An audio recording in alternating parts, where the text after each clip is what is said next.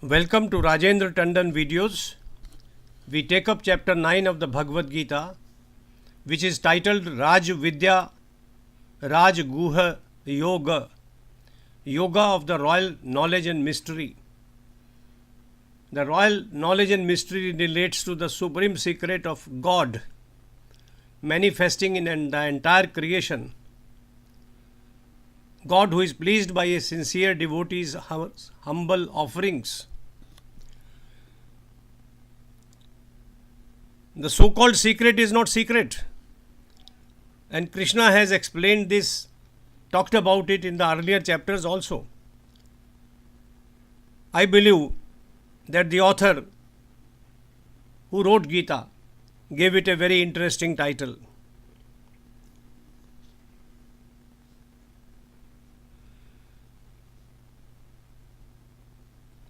In the first few shlokas, Krishna tells that He is everything that is invisible and visible.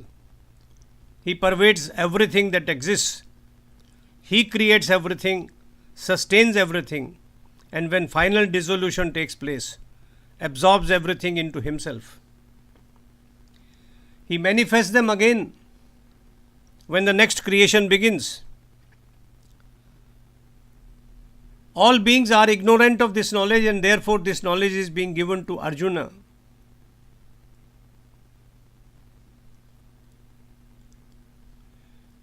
In the midst of all this creation and dissolution, preservation, the Lord stands as a silent witness, unaffected and unattached. He is the sole director, sustainer, and supervisor of His cosmic Prakriti. The last few lines I have taken from Shivanand's translation of Bhagavad Gita.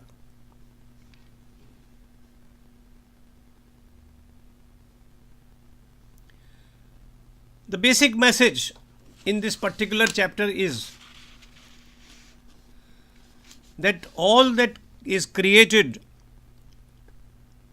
by Prakriti, the material nature, is subservient to Bhagavan.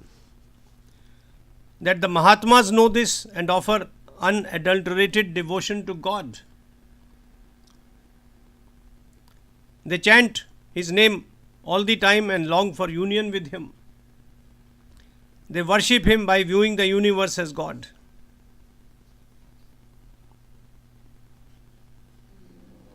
God pervades the universe in His non-physical form,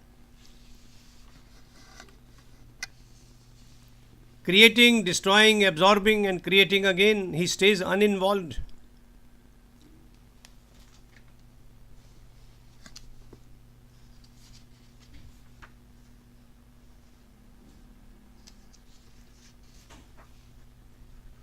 As the chapter proceeds,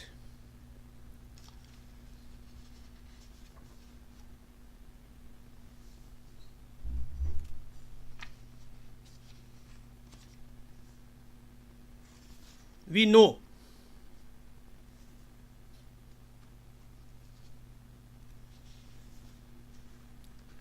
that Krishna,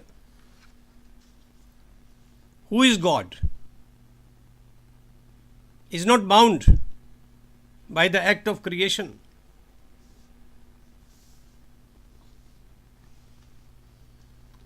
These actions do not bind Him. He says in Shloka 9, He remains unattached to them, like one indifferent.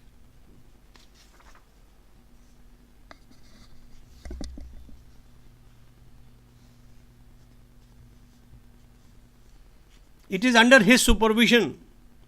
He says in the Shloka 10 that the Prakriti, material nature, brings forth the world of animate and inanimate things. It is on this account that the whole world revolves.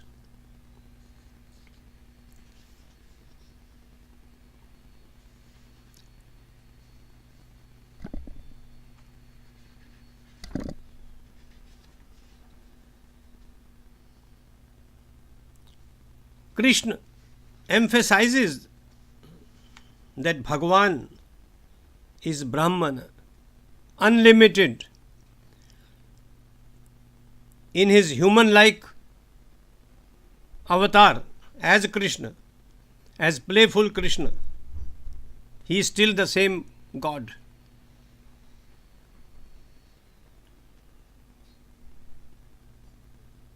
The Lord of all beings, the heart of transcendence.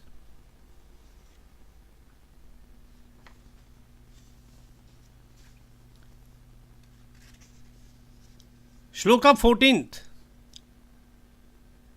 talks of the wise people chanting God's name all the time.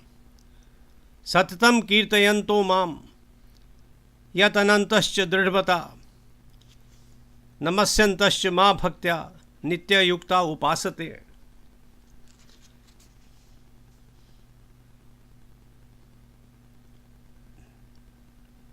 Translated by Tripurari, the shloka reads, always chanting about me, striving firmly in their vows and offering obeisance unto me with devotion.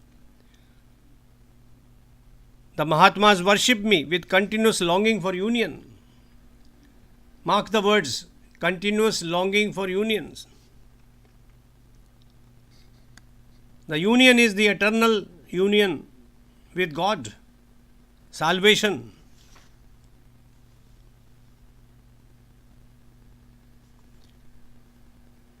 Chanting of God's name is one of the simplest ways of worshipping God. This has been done in Christianity, in Islam, in Sikhism, in Hinduism, in every religion. In India, the Hare Krishna movement, taking its being in chanting, spread to all over the world.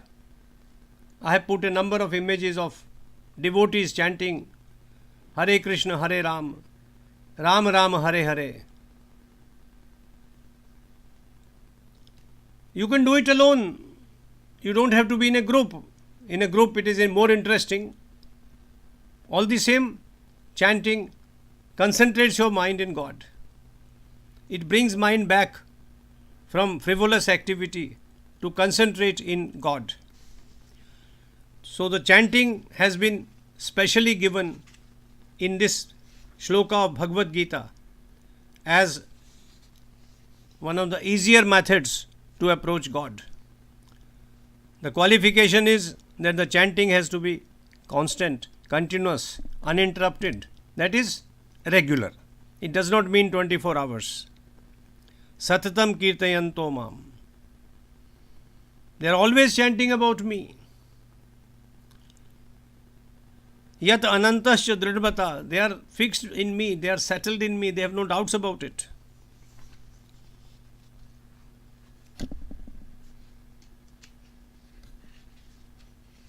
In 15th shloka, he says, people can worship me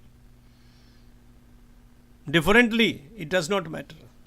But they must worship God.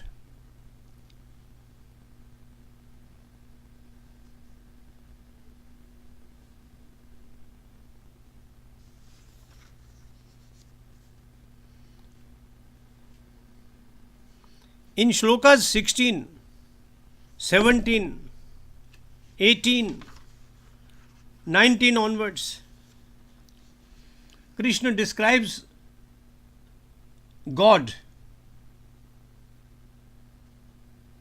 in so many different words with different emphasis that we can, following his words, see God anywhere.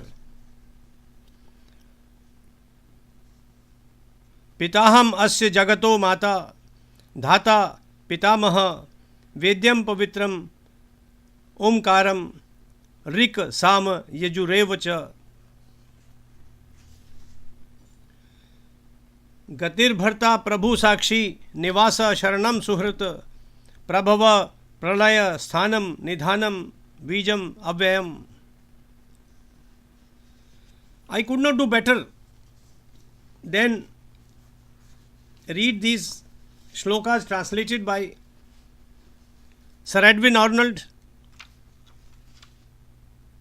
in the Song Celestial, a translation of Srimad Bhagavad Gita. I am the sacrifice. I am the prayer. I am the funeral cake set for the dead. I am the healing herb. I am the ghee, the mantra, and the flame, and that which burns. I am of all this boundless universe, the Father, Mother, Ancestor, and God, the end of learning, that which purifies in lustral water. I am Om. I am Rigveda, Samaveda, Yajurveda, the way, the fosterer, the Lord, the judge, the witness, the abode, the refuge house, the friend, the fountain, and the sea of life, which sends and swallows up, treasure of worlds and treasure's chamber, seed and seed sower, whence endless harvest spring. Sun's heat is mine, heaven's rain is mine, to grant or to withhold. Death I am, and immortal life I am, Arjuna, Sat, Asat, visible life and life invisible I am.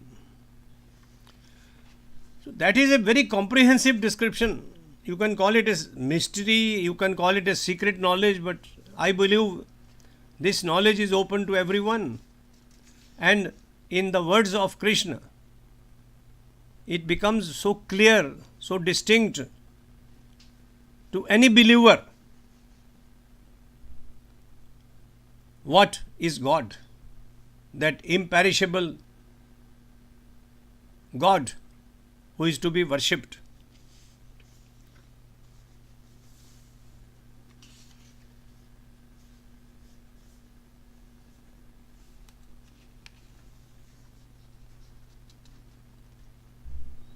In Shloka 22, Krishna gives an assurance to the devotees that he will look after them.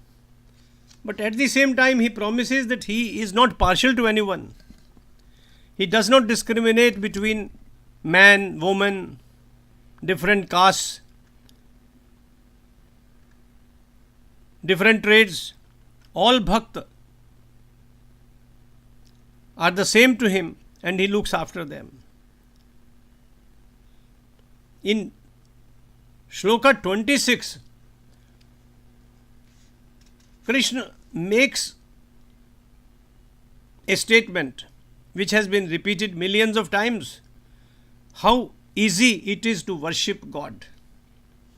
Patram pushpam phalam toyam yo me bhaktya prayachati tadaham bhaktayu upretam ashnani prayatatmanah. In devotion, just offer me a leaf, a flower, a fruit, or water. God accepts this offering of devotion with same love with which he would accept bhakti of any devotee. It is not necessary to build huge temples, spend money on them, though nothing stops you from doing it. God can be worshipped with almost nothing, even with pure thoughts. This shloka of Gita has become immortal. Patram pushpam phalam toyam yo me bhakta prayachati.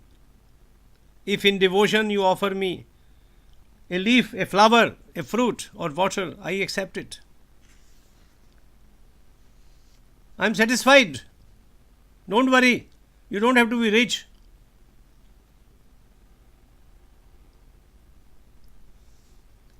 Krishna repeats in Shloka 27 that whatever you do, offer it to me, to God. Whatever you do, whatever you eat, whatever you offer or give away, whatever austerities you perform, make an offering to me.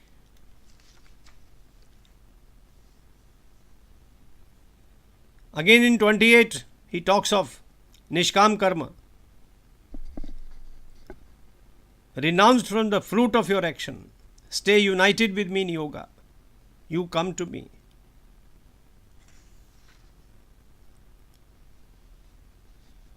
He emphasizes his impartiality in Shloka 29.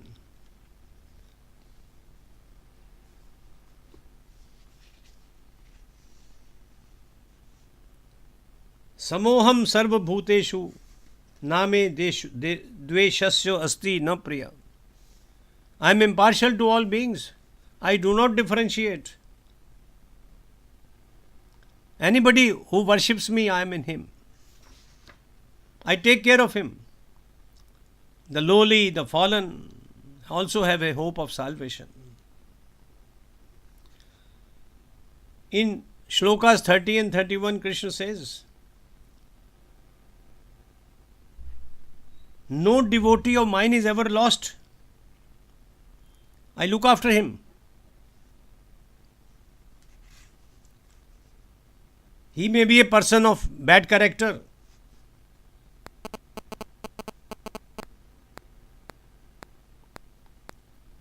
Once he comes around to worship God, Krishna takes care of him. There is a hope of salvation for everyone, however fallen. No devotee is ever lost.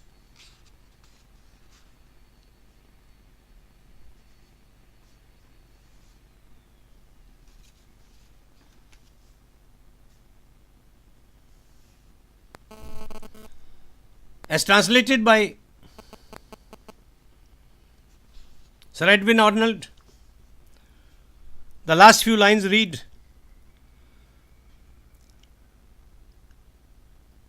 whoso will turn to me, though they be born from the very womb of sin, woman or man, sprung of the Vaishya caste or lowly disregarded Shudra, all plant foot upon the highest path.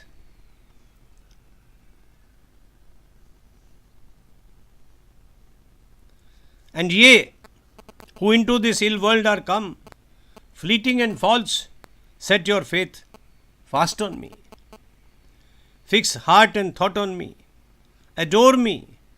Bring offerings to me. Make me prostrations. Make me your supreme joy. And undivided unto my rest, your spirits shall be guided. This is the message of chapter 9.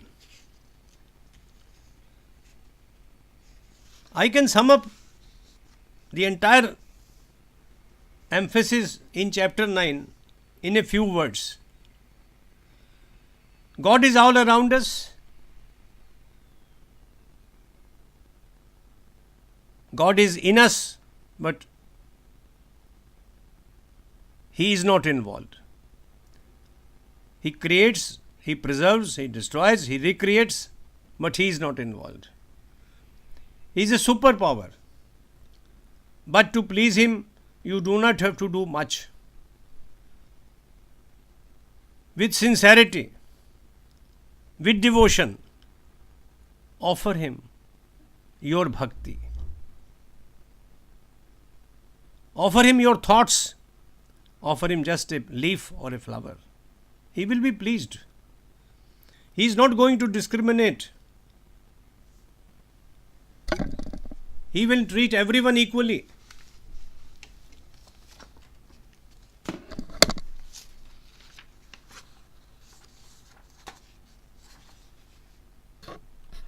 Liberation is to be attained by nishkam karma, by anasakta jivan, by selfless action, by unattached living.